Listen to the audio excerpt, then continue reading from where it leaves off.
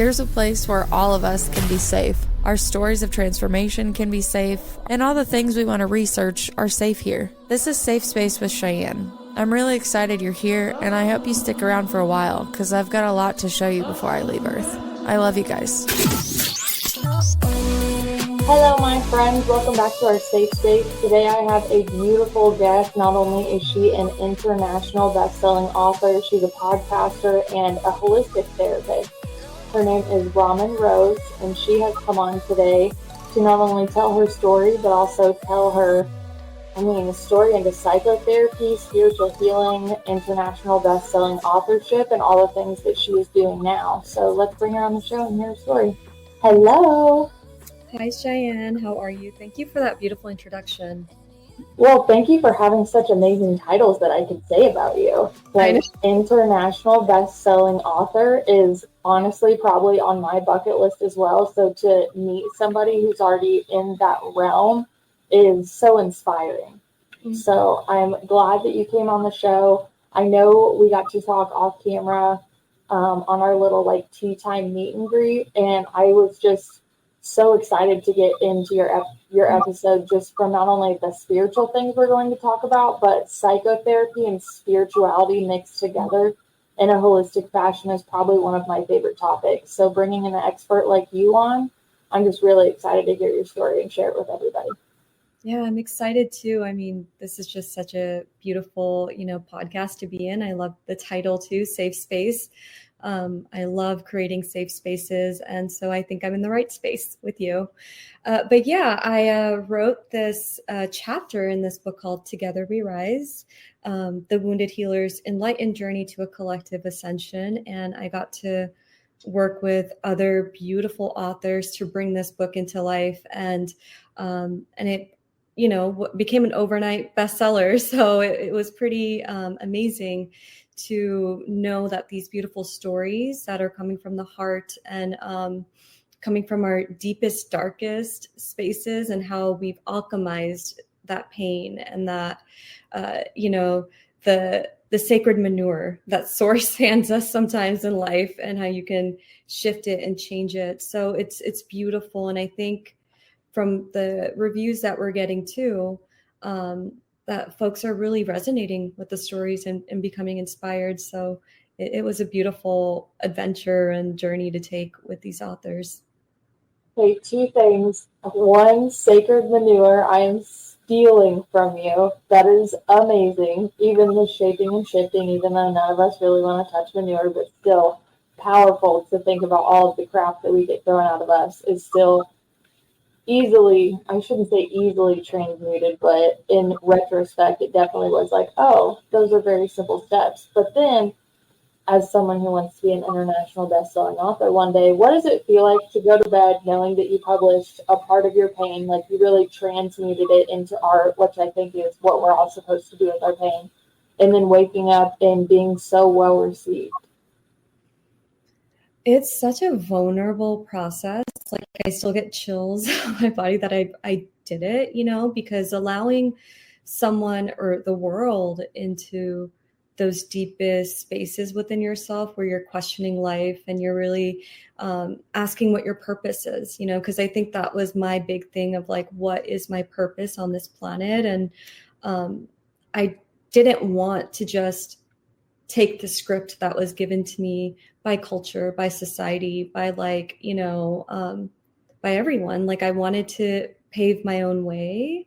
And I think it's beautiful to share that with the world of how my Indian and American upbringing, just brought so many blessings, but I also saw the cultural pressures from both East and West, right? So there's a beautiful journey that I took of just exploring that, within my chapter. And so that was vulnerable, but also revealed to me too, that having both the East and West and these systems living in my body and transmuting them was just a powerful process. And so, yeah, it was a vulnerable journey. And I think and I relate to you too, because I think we're both similar like this. I'm such a multi-dimensional sort of being.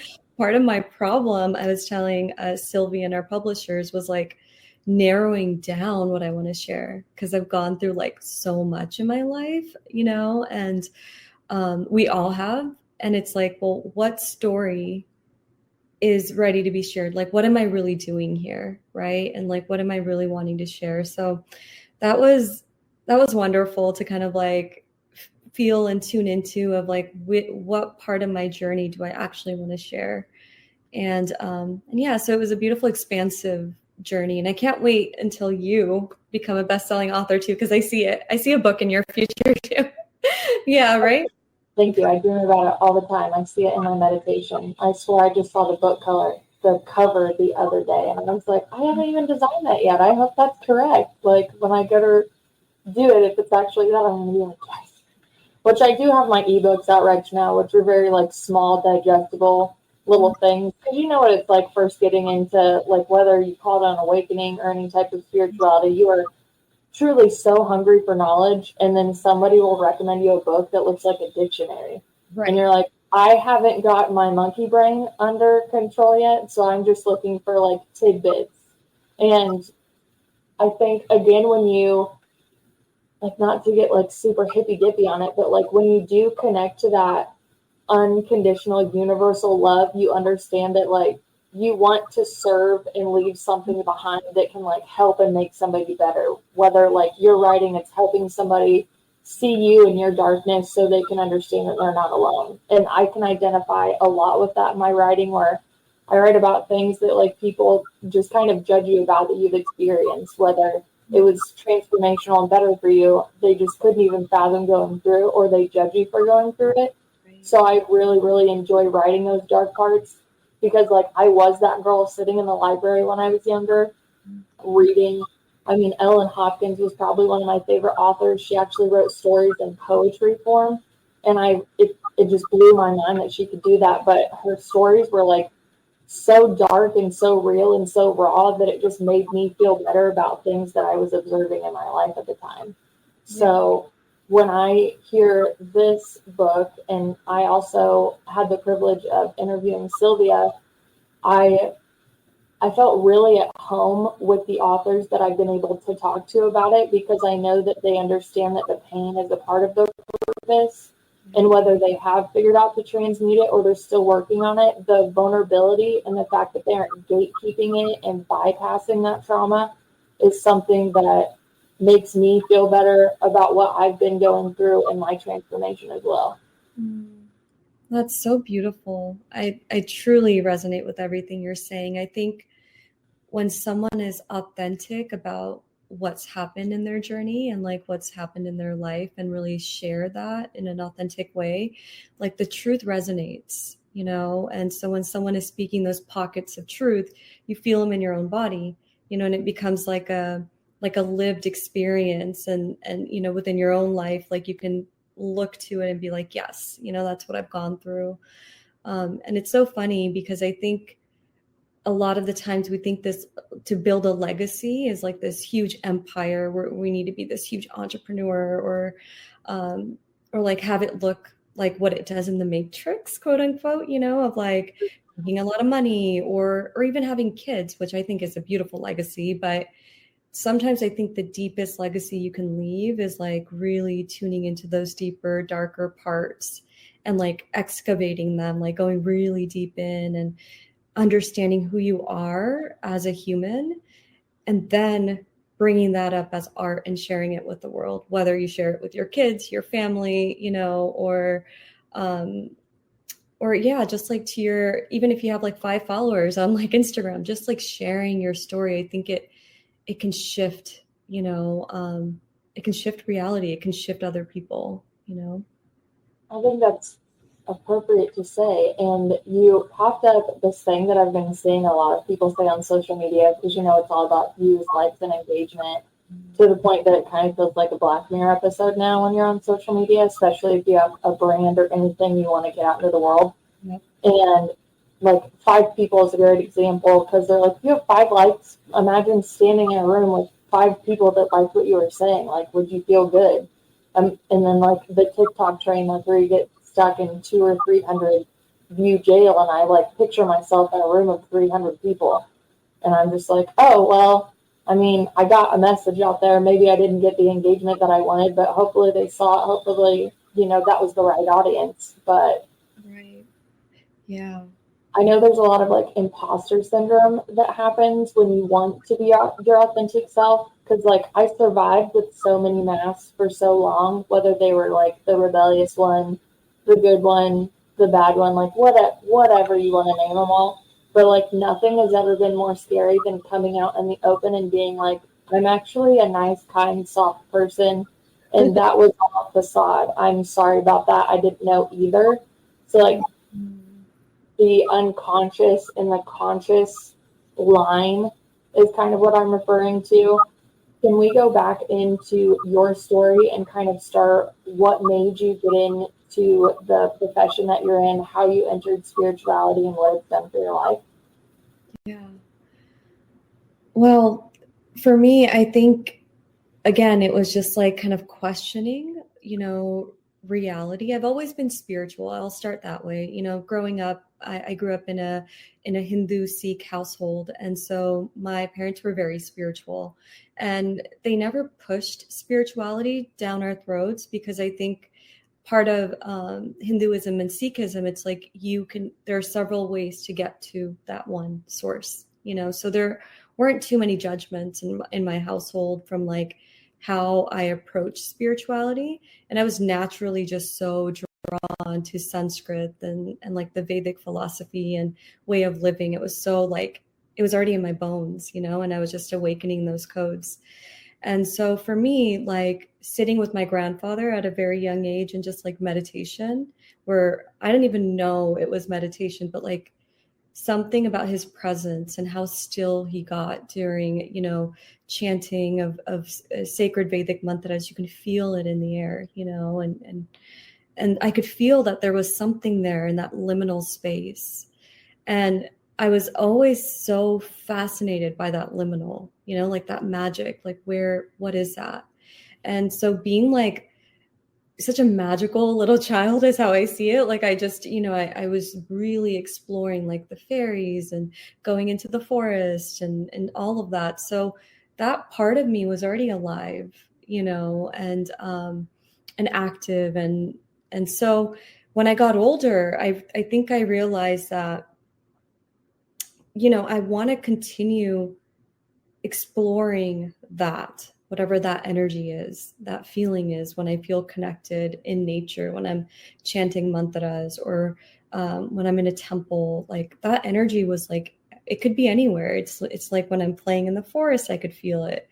When I was like swimming, I could feel it. So I was fascinated by that energy, but then as I was growing older, in grade school and all of that, there were just so many pressures on like being the good little girl, because, from my culture, from my family.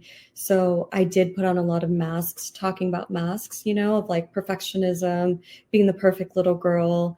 That was something that was like embedded in me, that I needed to be this good girl to receive praise, to receive validation.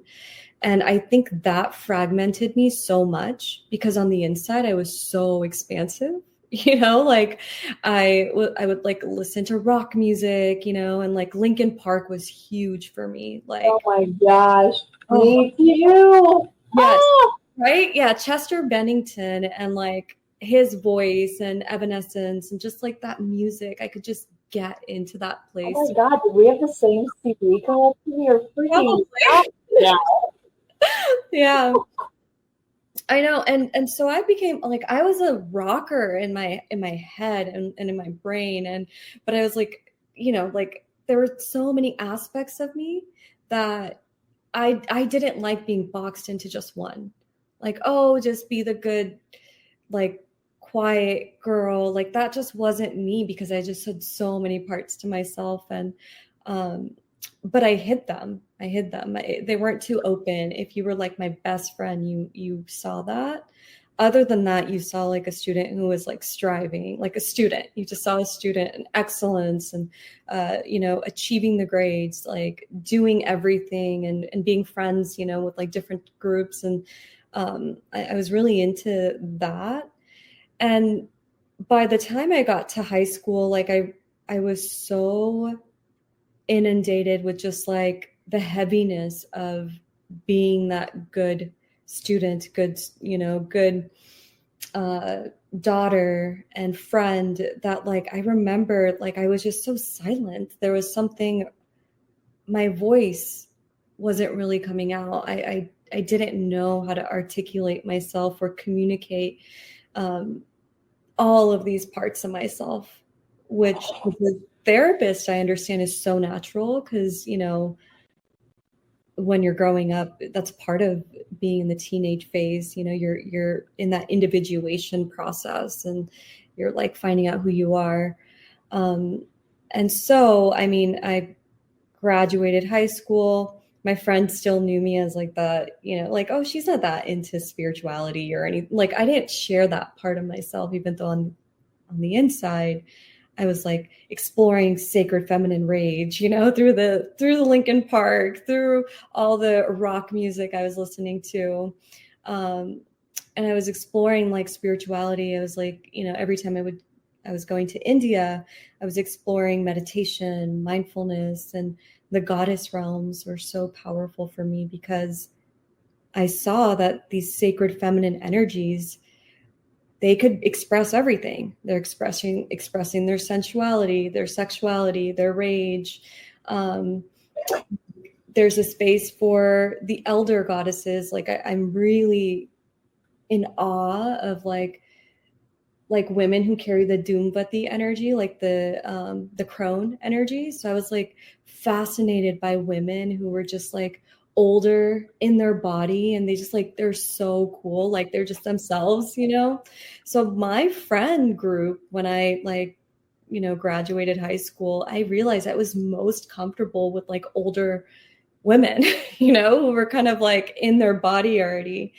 And so I would find myself in spaces where I'm like, okay, I can express myself. But then in college, it got like really dark for me. I think it was the darkest for me in college because I strayed away so much from like my spirituality. I like shut it out.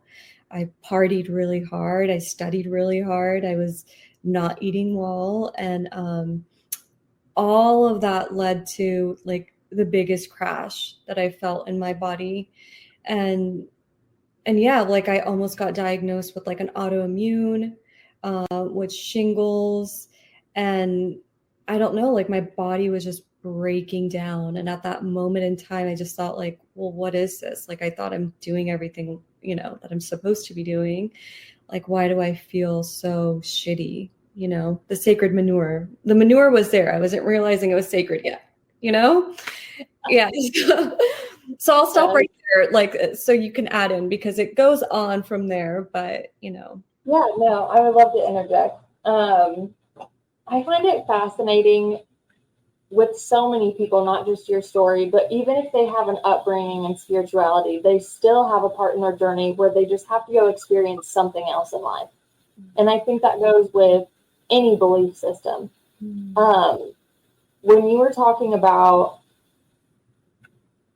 you have east and west in you, all I kept seeing was you like walking this tightrope in this divide of having your beliefs with you, your origin, your family with you, but then still trying to navigate the western side of you and how to really honestly blend it all together. And even through your story, again, Linkin Park and Evanescence, amazing to bring up.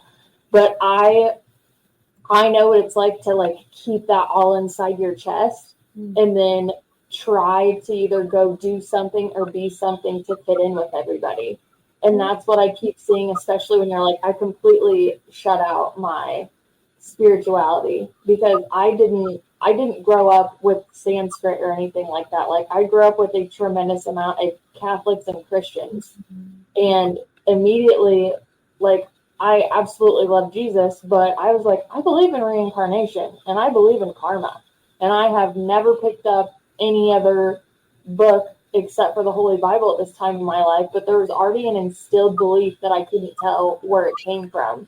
even to the point where, like, I think one of my first tattoos was karma on my wrist, because I just like, you just like almost walk around and see like, oh, you're gonna get your karma for that. It's just kind of like a saying that people would say around, but a lot of the people that said it, they didn't have a belief that karma was real. And I definitely believed in it, and I always wondered, like, I have no basis in any Eastern religion, theology, philosophy at all, but instinctively I'm like, reincarnation makes sense to me and karma makes sense to me. Energetically it does, without zero definition.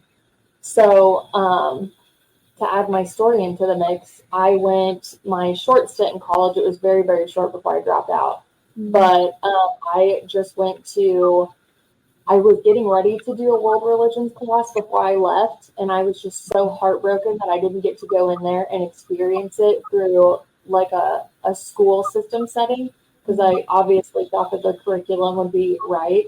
So I went to a thrift store one day and I found this huge book on world religions, and I was just like, okay, like, I'm going to go home and read this. So I sat down, did a little prayer, and the first page I opened to was Hinduism.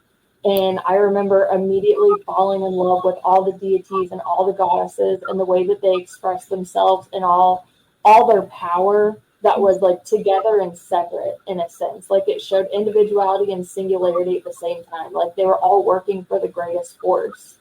And from that time, I think I was probably, I don't know, like 19 or 20 around that time. Like, I've still randomly studied anything that'll pop up about that, because I just think the culture is so fascinating. The origin of it is fascinating.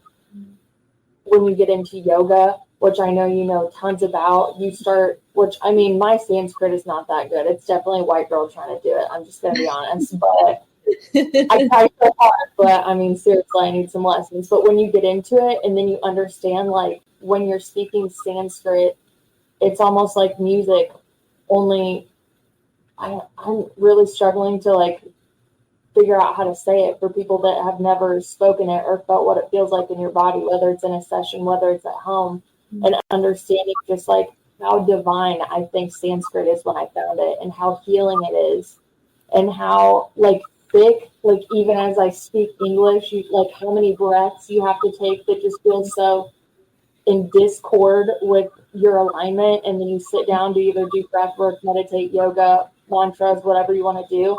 And the alignment in that language has always fascinated me, probably more than anything that I've ever studied, including energy work when you can actually see it. But that's my little story that I wanted to add in, because I've always wondered what it was like for people to have been living in it for so long and still wonder, like, well, why did you stray away from such like a beautiful lineage, a beautiful process? Like, you already had it from your roots. But then I can also see it from my perspective, where I'm like, it probably didn't seem like that special and powerful for you if it was around you at such an adolescent age, and you're still trying to figure yourself out and where you fit in and what you want to do and why you're here. Yeah, I mean, I love that share. Thank you actually for adding that in, because I think it's so important to like kind of highlight that we all go on our own, you know, spiritual warrior journey, you know, whatever that means, like finding out what spirit means to you. And I think what's beautiful, and one of the reasons why our world is so divided is we think our one faith could be the only way to connect to source. And it's funny because I think you and I are so similar. I also studied like world religions, because at one point I'm like, they're all saying the same thing. You know? Thank you.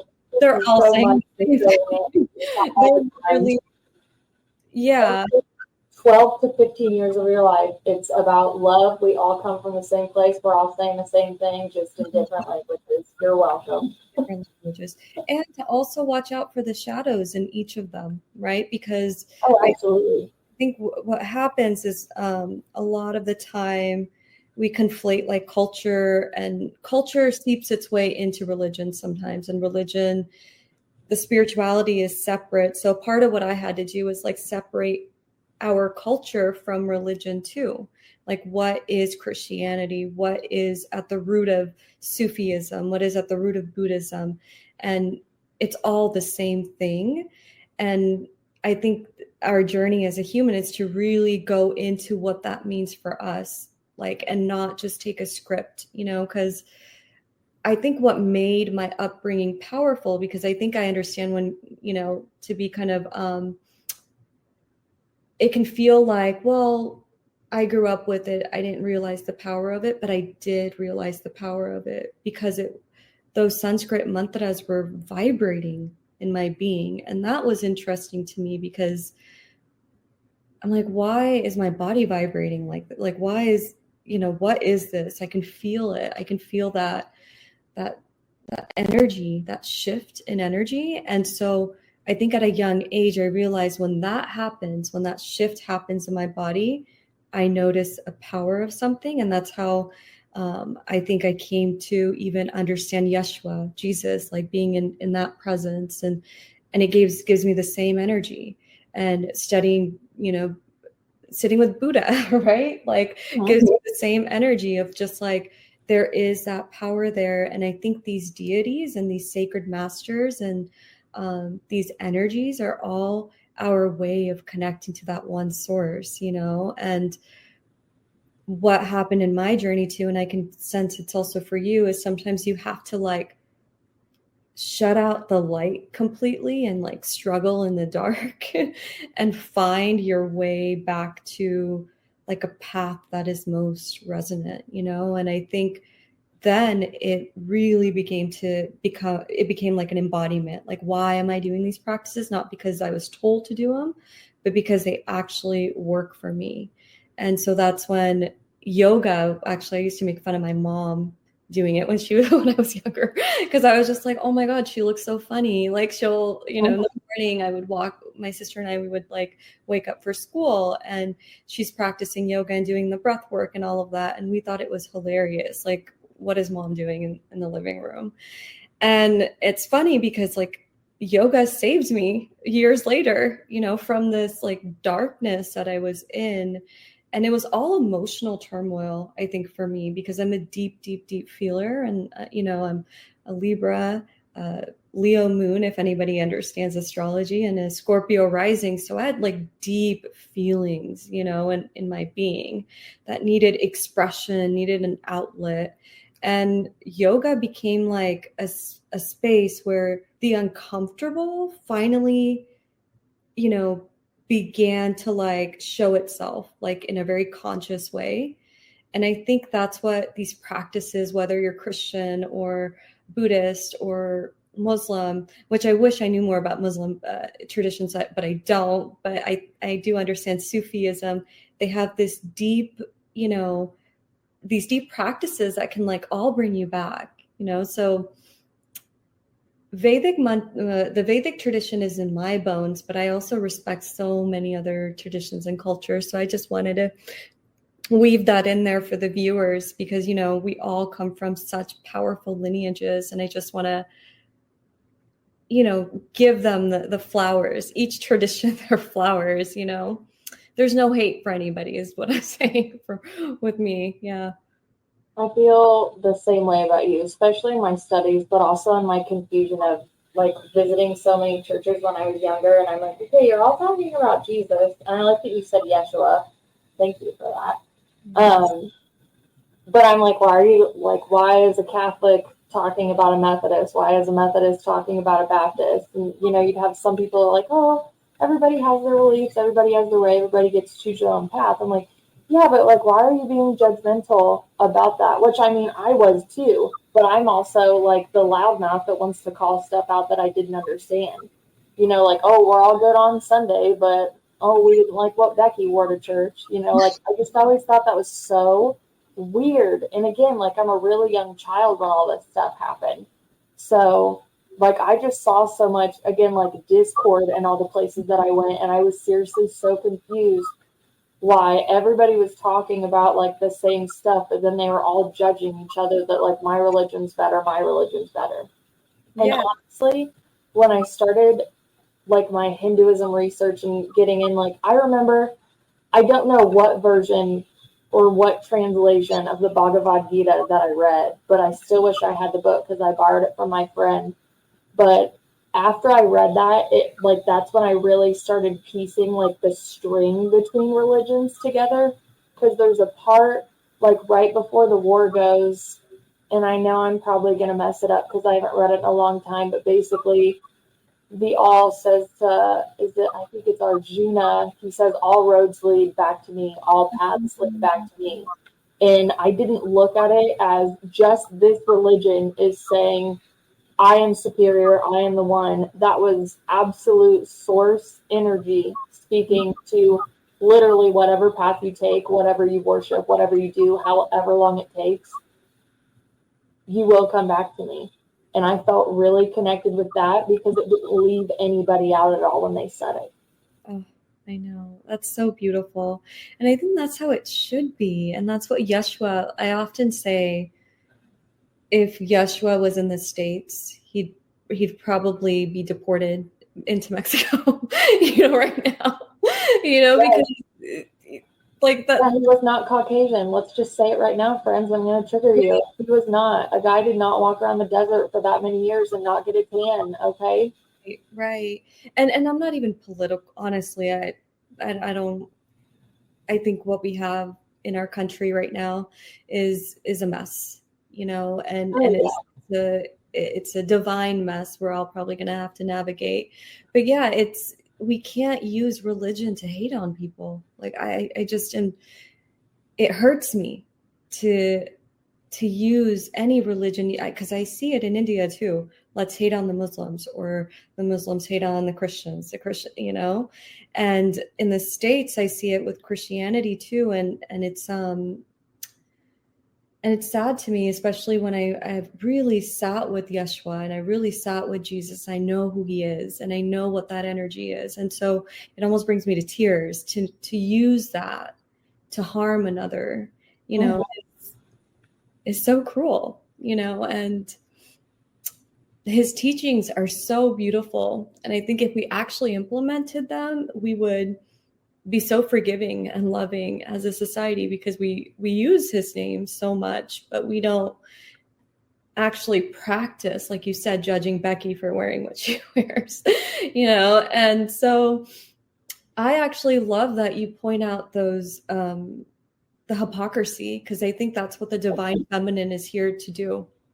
And that's why she scares so many people. And that's why we erase someone like Mary Magdalene or Mother Mary or the goddesses. It's because, they have power and they bring balance to the chaos. And so I love what you're saying, because I think that's exactly what the divine feminine is here supposed to do, is like call that out, and in all her forms and in all her, archetypes. And so, yeah, just wanted to share that. It's like we're reading each other's minds right now, because my next question to you is, okay, we've already brought up Yeshua. So, like, tell me your opinion on Mary Magdalene. Because I know with the love that you're talking about Yeshua, and I know that you have divine feminine in your bloodline, you have obviously known about it way longer than I have.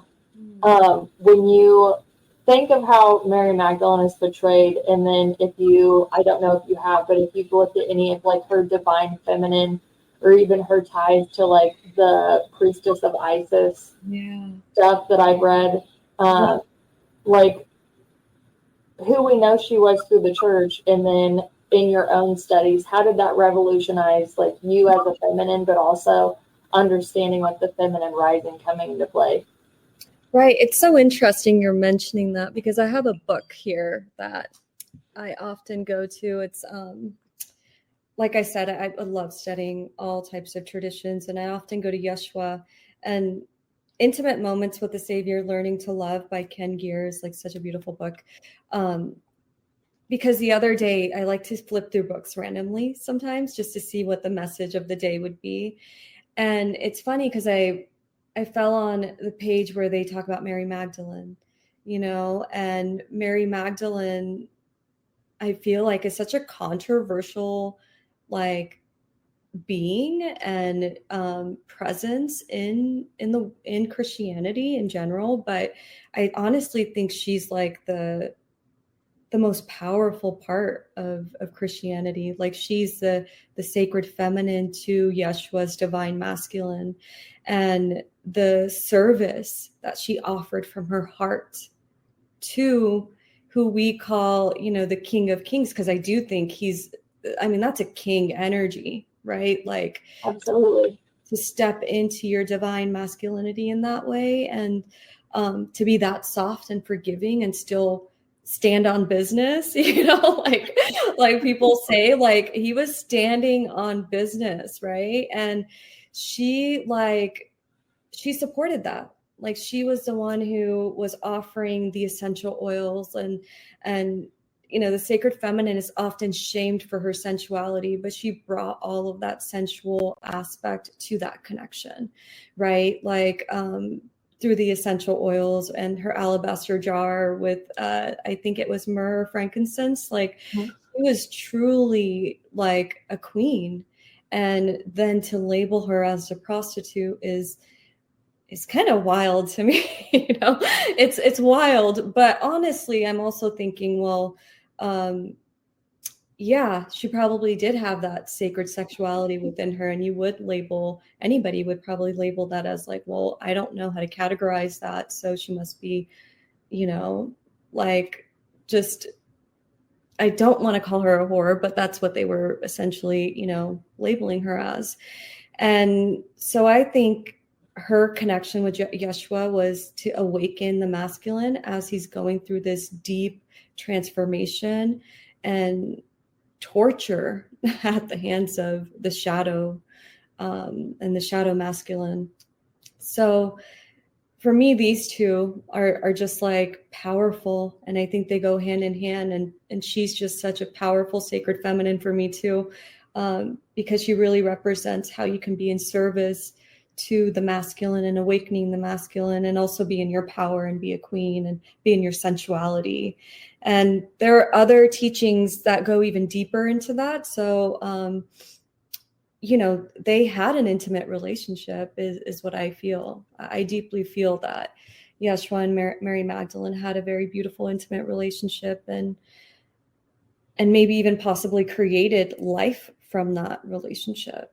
And I love traveling around the world, so I often go to England and Glastonbury, and there's a chapel dedicated to Mary Magdalene there. And it's said in several stories, I can't name right now, but and I can't remember, that she actually gave birth to a child with, between, I guess, like their sacred union created this child, and they left to either England or France, and that's where their journey was. And so it's a real thing. I think that people don't realize that she was not just like this side character. The divine feminine, even in Christianity, is at the front and center, but we only choose to like give sometimes Mother Mary that not pedestal, but that light, because she represents a purity. But no, like there's sacredness in sexuality, and when the masculine and feminine come together, I think it's so powerful. I don't know if that answered your question, but it did. I'm just in complete awe of you, and you have brought so many things up that I just have to tell the listener after I know we are on the absolute same page with everything. But I'm just like, keep going, babe, keep going. I love it. I know, and I know you get it, because when you're in your sacred feminine, you can see that so much more clearer, and yeah, so it's beautiful if you can actually dive into viewers and they can actually explore. Figuring it out spiritually is one thing, but I've always been like a history nerd too. So, I mean, history is super easy to see just how like women have just been backhanded over and over and over, suppressed. If it's not the fact that, all of their symbolisms have been buried, tried to be erased from history, turning everybody into a whore that was there. But then when I got into Mary Magdalene research, I tried to find everything I possibly could about her that was away from religion. Like, I grew up with religion. I understand the Bible. I get that you think she is that, but let's look at the history of how women were perceived and treated at that time. And you can go, I mean, just by the fact that women couldn't be in churches by themselves. They couldn't speak in service. They had to be escorted by a man. You know, your father was basically the person who was in control of you until you went off to a husband that they picked. Historically, we know that women have been suppressed in that manner. My favorite thing about history that I found about Mary Magdalene was her name is Mary of Magdala. Historically speaking, if you have a title like that and then in the town that she's in, it shows status, it shows money, and it shows that you're allowed to be educated based on your status. So then in a channeled message, I found that her mom and her grandpa and all the way back, they're a part of a mystery school lineage, a divine feminine lineage where, yes, you're going to go away and you're going to be educated, and then you will come back into the town. So not only did she fund Jesus's whole movement, by the way, for people that didn't know that, but it's also rumored that she was a priestess of Isis, and Isis taught sacred sexuality, the divine masculine, the divine feminine, the union, all the sacred stuff. You can look into Isis's stuff if you haven't. It's amazing. And one of the things about sacred sexuality is celibacy, preserving your energy, moving it up the chakras into the higher realms, using the energy for the better, for humanity, for the collective, on and on and on. So when I think, oh, they thought she was a whore, I look back historically because all of Isis's disciples, I guess you could say, they had a gold serpent bracelet wrapped around the wrist. And the gold serpent, I know it meant a couple different things, but the one I think of is like the snake eating its tail. It's showing the cycles of life, the rebirth, the cyclical of the feminine, and again, masculine and feminine together. So if she was seen with that bracelet, she's automatically condemned as a whore based on the status quo of religion and the patriarchy at the time and the suppression of women. Yeah. So when people read the Bible, they don't think of history. They don't think of putting themselves as a woman at the time and being like, well, why were women not honored properly? Why are you kicking them out of like mosques and churches because they're bleeding? They didn't choose to bleed. That's cyclically about them. So even the ignorance and the moon cycles, the ignorance and the feminine cycle, the care, the honor, just complete destruction of matriarchy just had me down a whole Mary Magdalene road.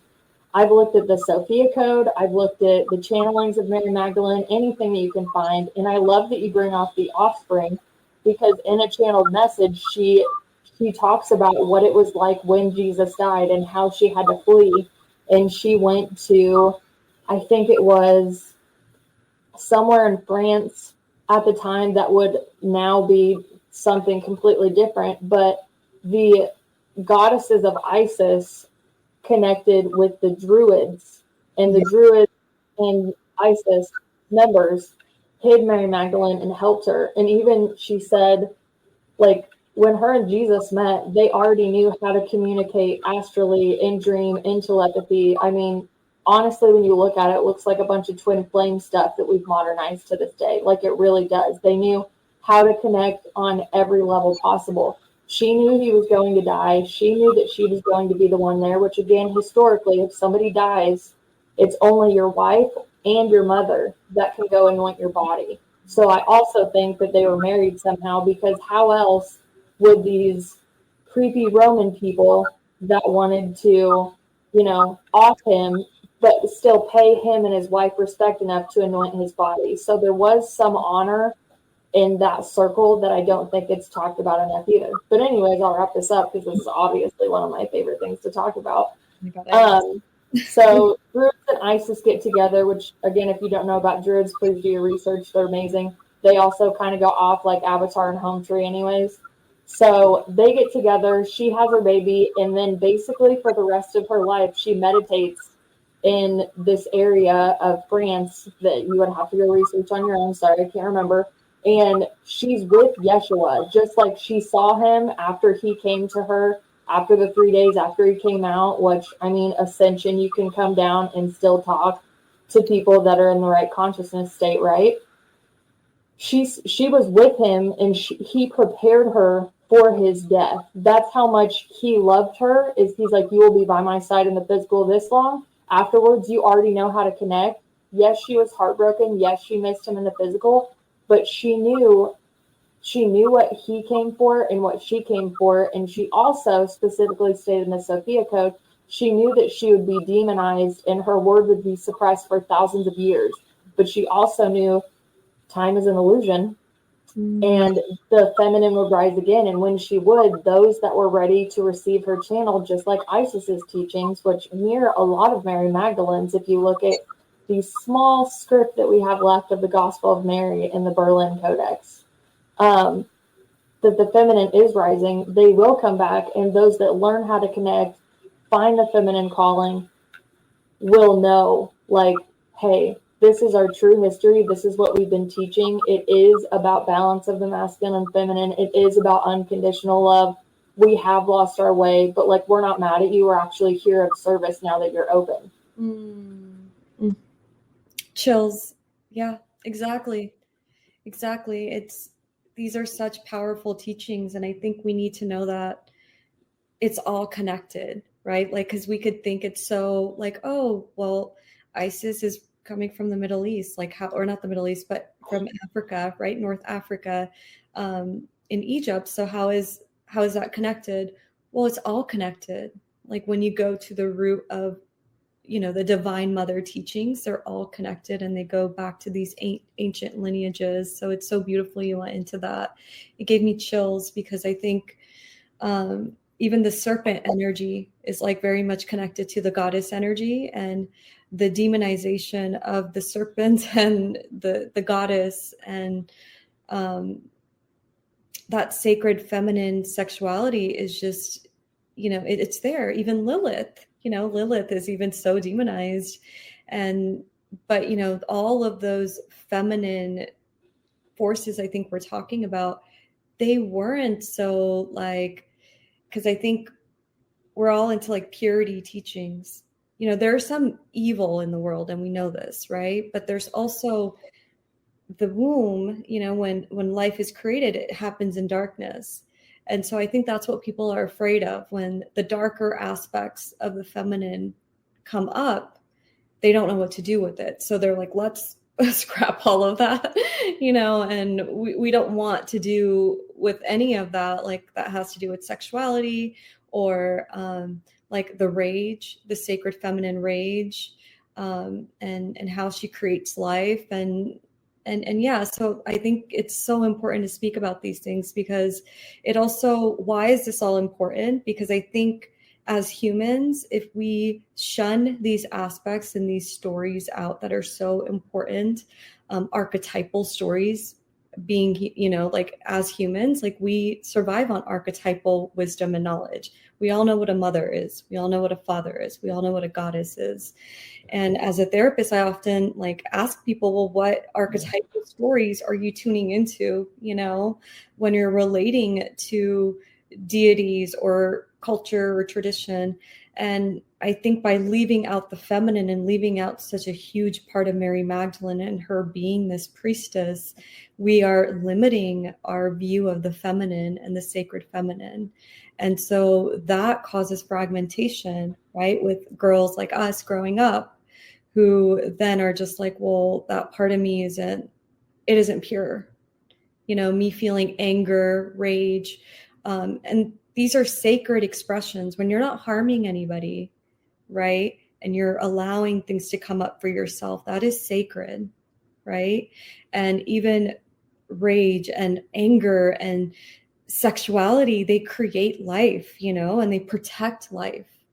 That's also the other thing is that, as the sacred feminine, we're here to call out those structures and bring this information into light. And we're going to be met with like so much resistance, and our expression, our feelings, our way of expressing protects us from that, of the resistance we may be met with, because, our love and our anger is going to keep the movement going forward. I think of like wanting to no longer be suppressed, if that makes sense.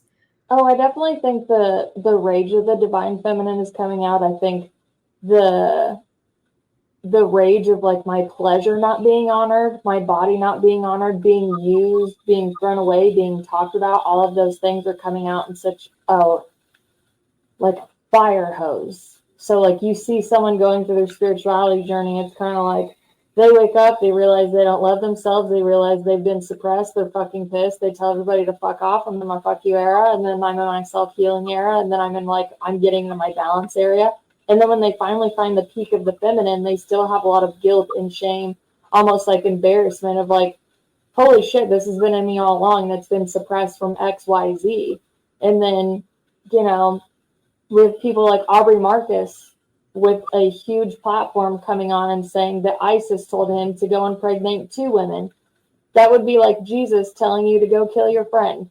It's completely against anything that he taught or ever said. And when I saw that, the freaking rage that went inside of my body was like a calling to not only Lilith, not only Kali, not only Mary Magdalene, not only ISIS, but like I was so infuriated that once again we have some jerk on some platform that I don't know why people listen to him and think that he just, you know, talks to mushrooms and gets answers from God, is literally polluting the most pure teachings that it just has to stop.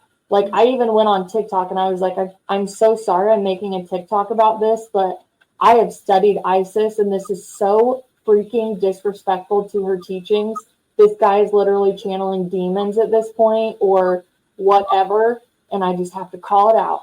So for anybody that's like, hey, I would like to learn discernment on a false idol, just please go listen to that psychopath because he really offended a lot of feminine rage. He ignited a lot of feminine rage. I was all over Threads, Instagram, Facebook, TikTok. Like, does anybody feel as mad as I am about what he just said about ISIS? Because he's perpetuating a narrative that needs to be broken.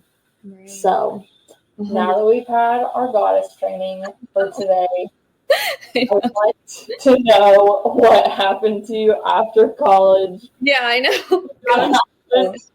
I knew we were gonna pre-range, but this time we already said we have so many topics in common, and I think it was a great history lesson for everybody to go do their own research. So, but I do want to get back to you because this is your episode, and just to pick up where we left off, you had very dark times during college. I resonate with that so much. I thought my life was going to be over, not only during college, but after I dropped out of college and like the 3 or 4 years after. So I'm interested to hear how you really pulled yourself out of that. I know we were referencing yoga, but how we're moving into the space that we are now. Right. I love Goddess Talk. Like that's like one of my, you know, I don't know. I love it deeply. So thank you for that. Yes, thank you. Always honoring her and bringing her into all spaces, you know. But yeah, so in college, like I said, I had few darker moments, you know, growing up, right, where I felt suppressed, like repressing my feelings, my emotions, and developing anxiety over time. I think that was a big one where I had massive amount of anxiety, and that's also turned me to yoga and meditation. I had a very hard time like allowing people in, like into my inner thoughts. And that was causing a lot of chaos on the inside of like, why can't I say what I actually feel? And, you know, and it was a lot of self-abandoning so others don't abandon me, right? So a lot of molding into what others want me to be and just kind of following the flow. And yeah, so there was a lot of like, you know, in that phase, just like partying, drinking, like all of that was involved. And I think that led to my crash in college. And it's funny because I think if you ask my friends, they're just like, well, you seemed fine. You were laughing. You were having a good time.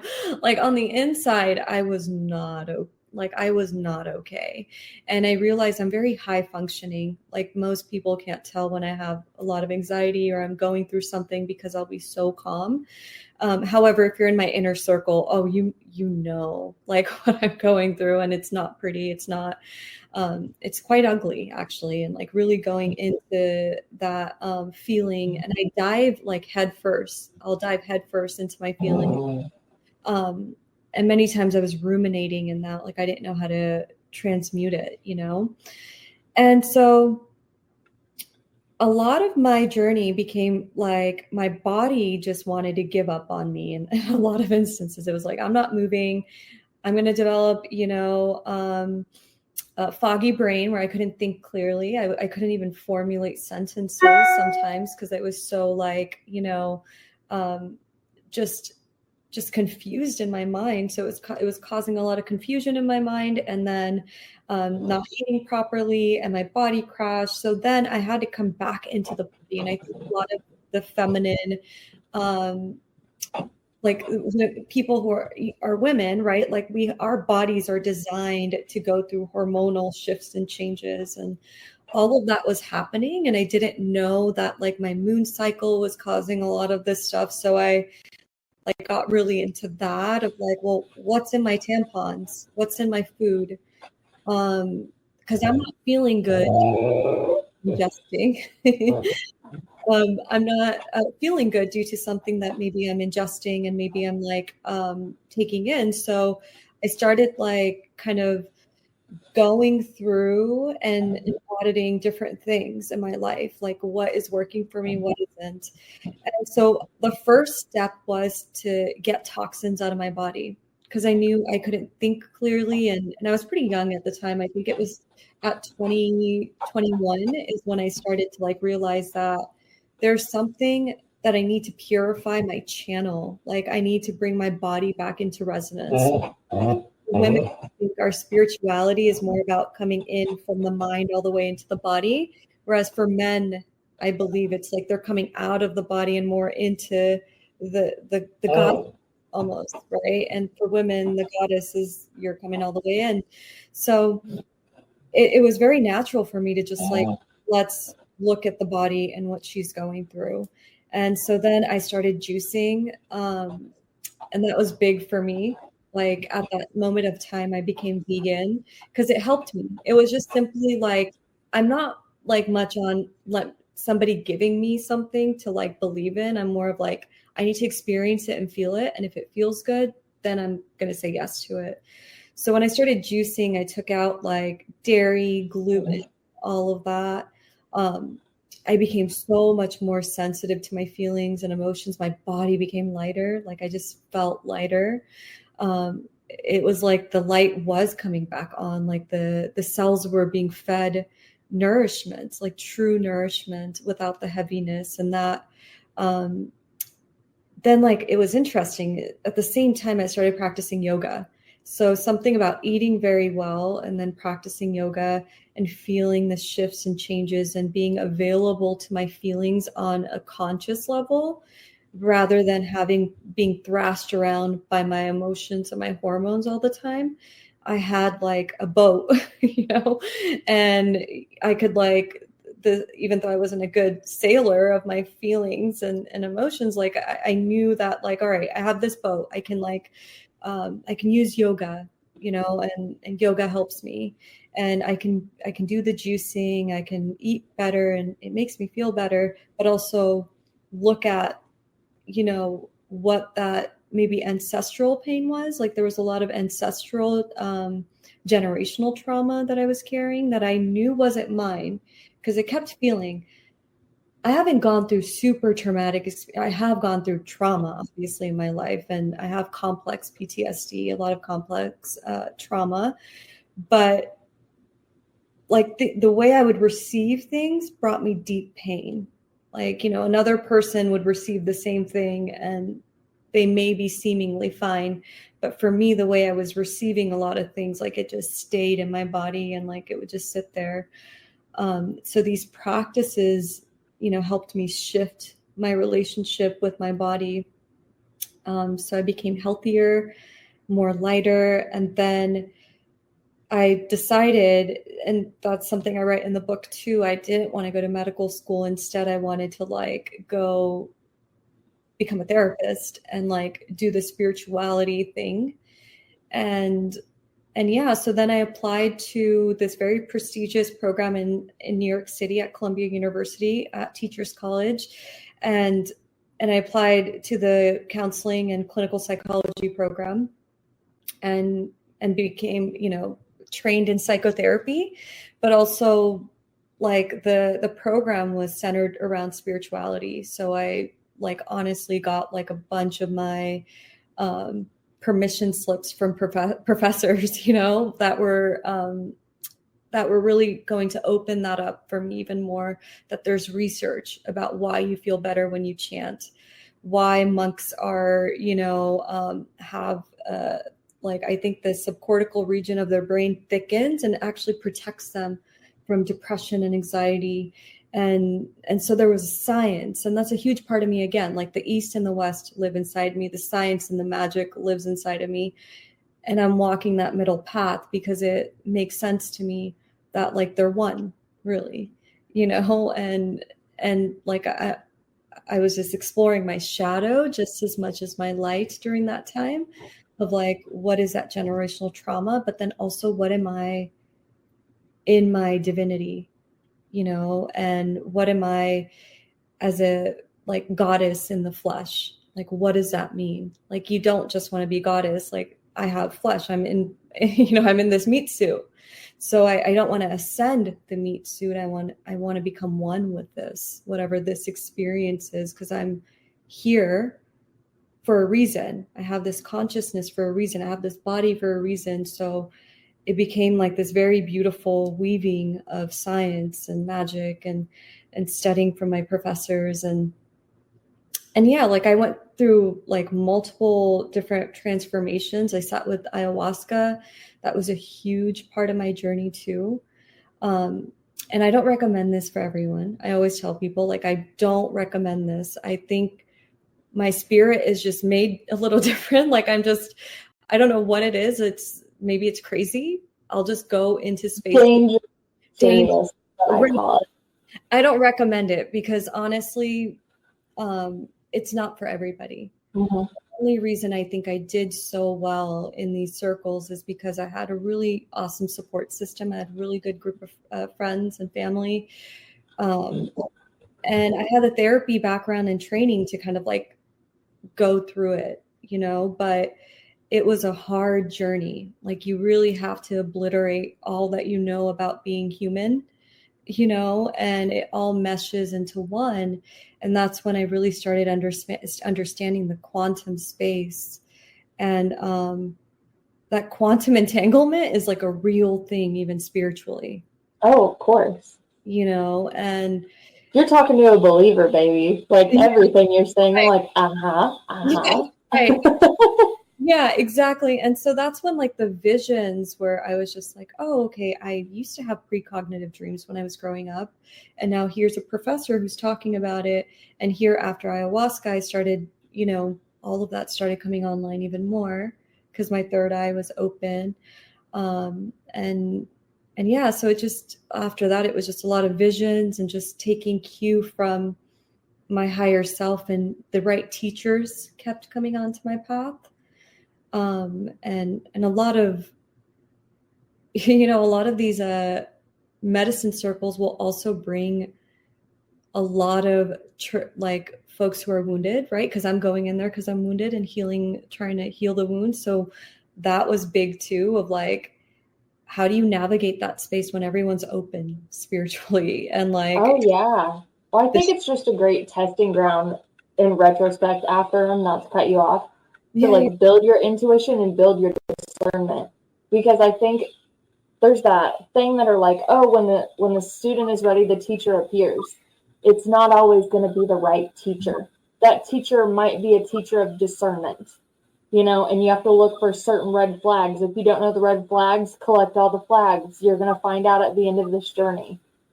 And man, I don't even want to get into bad practitioners and good practitioners, but what I will say, since this is a safe space, if you find a practitioner and they're not directing you back towards you, and they're trying to be your channel to the divine in some capacity, get away from them so fast. I mean, learn what you got to, I guess, but in the spiritual things, especially in medicine circles, whether it's ayahuasca, DMT, combo, rapé, whatever, like those industries popped up so fast. You had people getting qualified in 72 hours and then taking one hit, thinking they met God, and then serving the medicine the next day like their vessel was cleared out enough. And again, maybe it's your path of discernment to sit with so many teachers that you're out of alignment with, but I just have to put that PSA there anytime I talk about any type of plant medicine, because I'm like you. Well, I mean, I know you've done ayahuasca, but I haven't, and I've always wanted to, but I'm always like, when I am called and I feel confident in it and I know it's a safe enough space, like I will go there. If I never get called, I'm never going to go look for it. Exactly. I already had such an amazing transformation when I had a spontaneous Kundalini awakening. That was ayahuasca to me.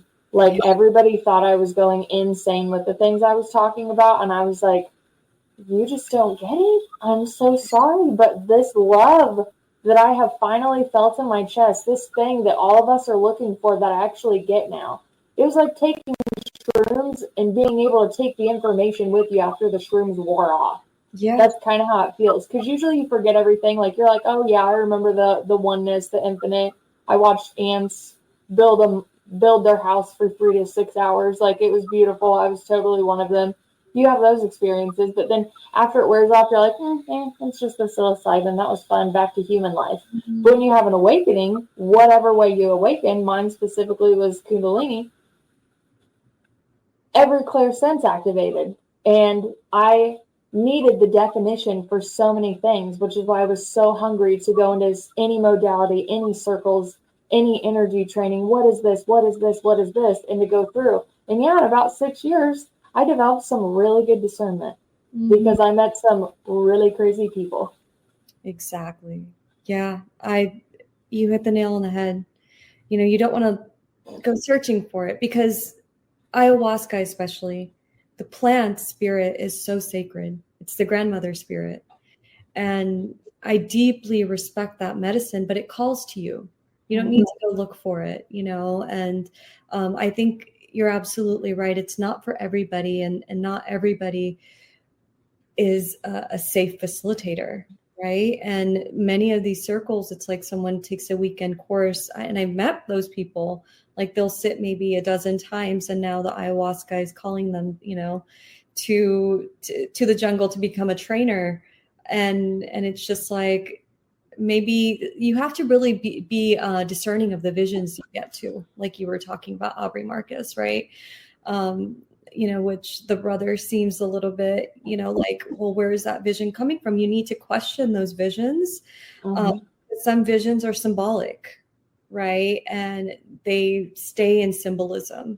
Like, just because you're having a dream about something doesn't mean it needs to actualize in reality, right? So there are many visions I had where it even showed me my own illusions, and the medicine is just showing you your own illusions until you get to the truth of who you are.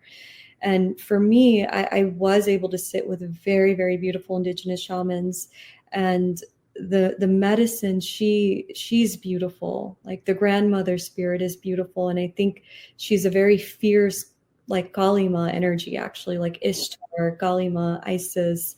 And it's a fast Kundalini awakening. Like you were saying, I call Kundalini yoga like the ayahuasca of yogas, because it really helps your Kundalini go fast and up. Ayahuasca is so much more faster. It's like at lightning speed that you're awakening your Kundalini, your Shakti. It goes all the way up. So the people you're around, you don't think your Shakti is going to be impacted by that? Like it is.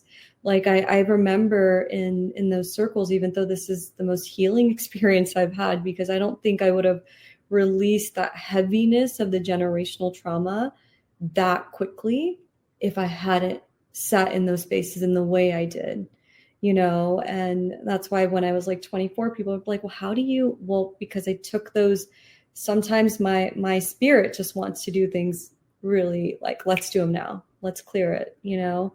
And the way it came to me was a very sacred way too, where someone, you know, that I really trusted, a teacher I trusted was like, I think you need to sit with the medicine.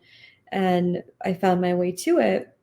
But during the ceremony itself, I was feeling everybody's energy and their vibrations, you know, so you need to be mindful of who you're sitting with. Does the facilitator know how to guard that space? You know, because one of the things I would see is like I was in that space and my third eye is already open. You could see there is a grid there, and you need to have a strong, powerful teacher whose frequency is strong enough. So you're in somebody else's frequency and they're setting the space, you know. And that's why I don't sit with the medicine anymore. The last time I sat was in 2017, is because I think I'm so sensitive already. I can get there. And even before that, I could get there, but the release is just so powerful, because if you're ready to release some deep stuff, it'll take you there. But the Kundalini moves way quickly. And I don't think there's enough integration or support in circles to support that. There just isn't. I've seen it with my own eyes, like someone doing a circle and then going back to the city and going through a psychosis, you know. Mm-hmm. So yeah, I've read a lot about that. I love that you're talking about that. I think it needs to come with a disclaimer and can't be romanticized, right? The way people do. So I love what I think all the arrhythmia conversations and all the celebrity endorsements on the plant medicine, you know, obviously put us regular people in a tailspin about, you know, what's the next way that we can clear our trauma. I looked at brain scans of people on ayahuasca. They did like MRIs before, during, and after, to see what parts of the brain were lighting up when the medicine actually goes through you. And that's scientifically what turned me on to ayahuasca years before, like, all of the shamans that aren't shamans went into the jungle. You know what I'm saying? I call them shamans, by the way. Plastic shamans. Perfect. Oh, yes, you said that. Yes, you said there's a ton out where you are. Plastic shamans. Let's remember that forever. Okay. So on the brain scan, like, your fears held back here, they look like two little lungs on the back of your head. And they said those immediately lit up, and basically it would like flash the visions. I want to say in your pineal gland, but I know that's not what they said, but just for the visual purpose, like picture a TV screen, and the people were reporting that they were going and not only reliving the things that were holding them back, but it was bringing the trauma to the surface for them to rise and be healed almost instantly. Medicine couldn't do it. Therapy couldn't do it. You could sit and talk about the same thing for 10 years and it would never come out of your body. You're just reliving it. And something in the medicine highlighted this, pulled it out of your head. And then what I think with all of my research just cleared through your crown chakra. And I know because that purple light is just the greatest beam of light to clear anything negative out. So when I got to it on a scientific level, I was like, oh, I really hope one day I can do that. And then the DMT stuff came out and I was like, oh, I really hope one day I can do that. And I've been offered DMT so much in my life, it's ridiculous. People go smoke it on a dance floor and I think that's insane. But I've never been called to it in a responsible, respectful, or spiritual nature. And I have done my research on psychosis. I have met people in psychosis. And it's not the route that I want to go. It's not the mother that I want to be. So I do like talking about the safety about it, not just because that's literally the title of my show and my passion in life, but also like, let's not glamorize that you're putting a substance in your body and you have no idea how you're going to be afterwards. And you're right, there really isn't a lot of integration help. There's a lot of people that go through a lot of scary things. There's a lot of people that leave themselves open and end up getting attachments afterwards. And before you did ayahuasca, you didn't hear anything. And after ayahuasca, you have 100 voices in your head and you can't hear your own. Like, I read an article about that from so many people. And I just think if you're going to do it, you need to know this is what could happen. But this is all, like, yes, you can go meet the mother. You can meet your spirit guide. You can meet God. You can meet all of your demons, all of their demons. So it's definitely something that should be talked about. So how, after the medicine, how did you integrate this into not only what you're doing now, Um, but yeah, like, how did you integrate that into your life, especially since, like, I'm done with sitting with medicine for now, and this is kind of the trajectory that I want to take my path. Well, like I said, I'm deeply in this, path of like self-exploration and excavating the deepest parts of me. So for me, I would sit with ayahuasca, I think it was 3 times a year, and it would be 3 ceremonies in the beginning, in the middle, and the end. For about a couple of years, I did that. And so I spent months really taking apart some of that stuff, and working through with mentors of like, this is what I'm going through, this is what I'm navigating. And even with my mom, I had super powerful conversations with my mom, because after the first ceremony, I met her mother, my grandmother, during ayahuasca. And that's how I see ayahuasca. I see her as a grandmother, because I remember the vision of this woman dressed in a white suit, and there was sacred geometry all behind her. I was like one with the earth. I was just like lying on the floor and getting these beautiful visions. And I see this woman, and she was just like, I can't hear her speak, but she's like kind of sharing something. And I brought it up to my mom that, like, what's happened. And so then she shared a lot of stuff that's happened in our lineage and that she's gone through. And that was a shock to me, because I'm like, oh my gosh, my grandmother showed that to me during ayahuasca. Like, she literally showed me that. And so for me, the crone again was like a big, like the crone always comes through to share some deep wisdom. So I unpacked all of that. So that's how it usually would be. I would sit through a ceremony. All of the beautiful visions would come through, the light, and also like the generational trauma was mostly what I was feeling. And even, not to get too esoteric about it, but past lives, I could feel, I'm like, oh, I'm carrying this from this lifetime. And this is what I'm supposed to bring in. This is what I'm supposed to heal. So I was like a little scientist during those things of like writing stuff out, asking the shaman what's happening, and to the point, I remember one time, one of the facilitators during the ceremony, he was just like, wow, you're really making me look at things differently. I'm like, yeah, because your mind is so sharp during medicine space. It's so sharp and it's so wild and visceral, and you're so lucid. You're actually very, very sober. It's actually how I see it. Like, I'm not out of my body. I'm so in my body. And you can feel these different dimensions. You can go to these different areas. And now I realize, after like going through that, I don't want to be that exposed. I would just want to be human. And now I've gotten to the place where I'm like, I know my multidimensional self. I know I come from the stars. I know the lineages I come from. But now I want to be human. I want to live in this body. I want to experience this body. I want to help other people experience beauty and light and honor their shadow, and in a healthy way. So after 2017, I realized that for me, sitting in those circles is kind of done, because I think I was also witnessing the plastic shaman thing come alive. And my last circle was in LA, actually in Joshua Tree. And it was beautiful, but I could feel that shift happening of where it was becoming trendy, and I started doing this like way before. So I'm like, okay, the shift was happening really, really quick, and so I stopped sitting in those circles, because I realized I want to feel safe. And I was so used to feeling unsafe in my healing that,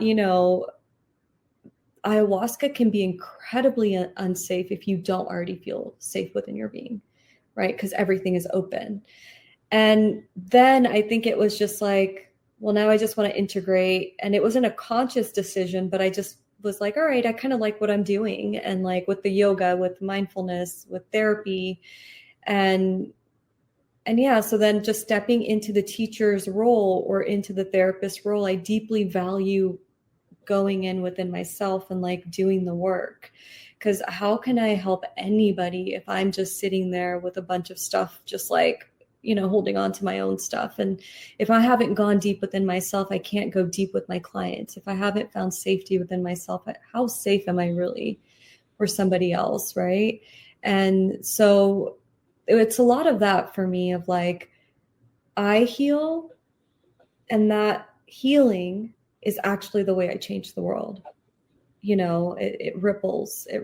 And And yeah, so then I think no longer sitting with ayahuasca is just like, now I can get to those spaces. I just want to be human. I don't need to see too much. I'll receive the wisdom I need to receive in meditation and in yoga on my walks when I'm eating delicious food. Like, it doesn't need to be this harsh thing, where ayahuasca can be pretty harsh. It's Kalima. You have to understand that that's Kalima. That's the mother who's going to cut through the ego so quickly. You're not going to know what's up or down. And so for me, I always like sat with Kalima and I was like, okay, I'll just bring you consciously in meditation where you help me in the void, and we'll go there. And she still holds me through the darkest, and she's held me in the darkest with ayahuasca and in the brightest too. So now my ceremony, my rituals are very like just me, or like sisters around me, or, or folks who are around me. Like, that's where my ceremony comes in. It's softer and it invites in more beauty, like more, because I honestly, a huge part of me is that beauty. And I don't mean the superficial plastic shaman type of beauty. I mean like real, like, how am I feeling in my body today? Am I liking the color I'm wearing? Or, it's like bringing your light out, and all of that out is a main part of my journey right now, and what I help with others too. I could just listen to you talk all day. You say so many beautiful things, so many relatable things, but I love how even at the end of it, it always comes back to not bypassing, taking accountability for your own stuff, realizing that if I don't go deep enough into myself, I can't do anything for you. And then when you talked about the ripple effect, which any religion, theology, philosophy, the ones that just really get it, like the Carl Jung feel of it, the Alan Watts of it, the universality of it, I would say, they all go back to the ripple effect. Because, one person standing on their own, they're like, how can I help? How can I change the world? I see so much suffering. I see so much pain. I feel all of it in my body, but I'm only one person. How can I help? Mm-hmm. And the answer has always come back to love and the ripple effect, and knowing yourself, others, seeing you and everybody in yourself, realizing you're not separate, all of these very deep, vast things that you learn on the journey. You have such an eloquent way of putting it, and such a responsibility. And even like the sharpness that you are talking about, the way that when a cycle is ending and when you know that you need to move on, and being called back into yourself, I think is just so powerful. And I hope that I meet more people the more I go along, not only on my journey, but in my podcasting journey, that speak the way you do, because you have to go through a tremendous amount of hell to get to where you are. And I see you where you are. I've been in the circles, not the ayahuasca ones, but I've been in the circles. I've studied the modalities.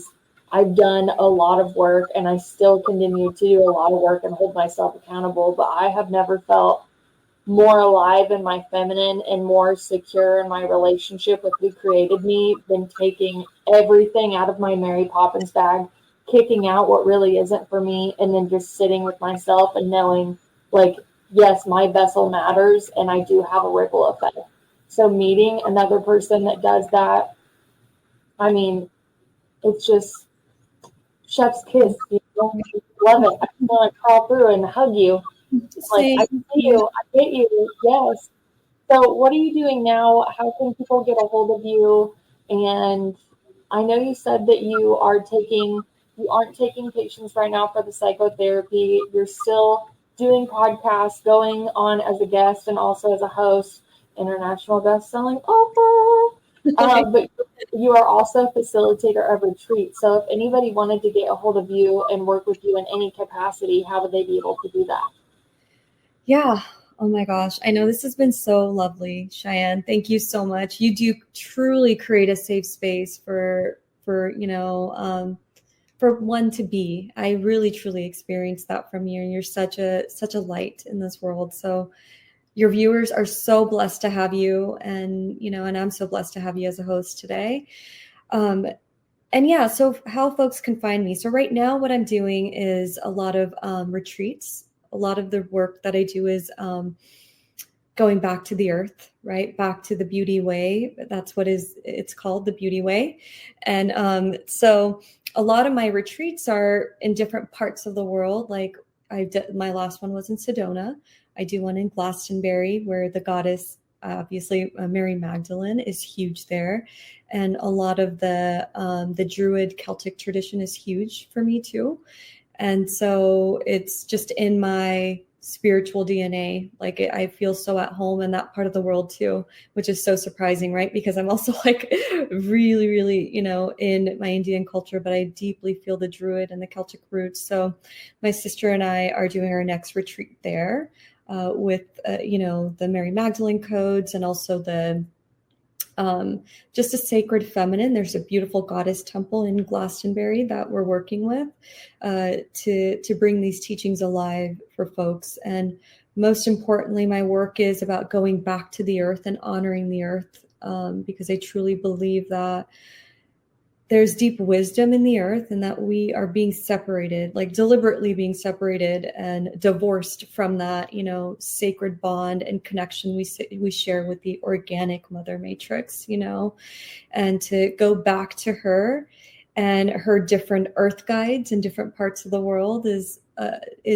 deeply calling me right now in my path. And so there's also a retreat that I'm doing here in California with horses. I work deeply therapeutically with horses, where, I think they have such a beautiful heart field that I've just witnessed so many people transform their bodies and their connections with themselves and their loved ones just by being around horses. So we have a beautiful therapeutic workshop retreat designed for that in August. And Glastonbury will be later on in the year, into next year. We still haven't pinned the date yet.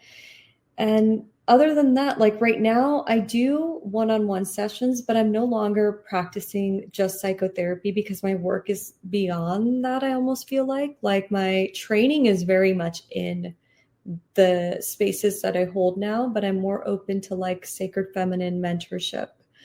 And because a lot of my work is bringing the goddess alive within all of us, whether, you're a guy, it doesn't matter. Even the men need the sacred feminine to balance out within themselves. So I do offer those one-on-one mentorship and a lot of group work. And you can also find me on YouTube under Raman Rose. I am Raman Rose. I also have a podcast. I would love to have Cheyenne on, actually, one of these days. I think that'll be really fun for us to talk about these beautiful things. And that's been a huge focus for me too, of building that online community. And I call it the Temple of the Rose, because I truly feel like it's a temple when you walk into that space energetically. So hopefully you feel that too. And yeah, so that's what's happening right now, doing a Beauty Way tour around the world.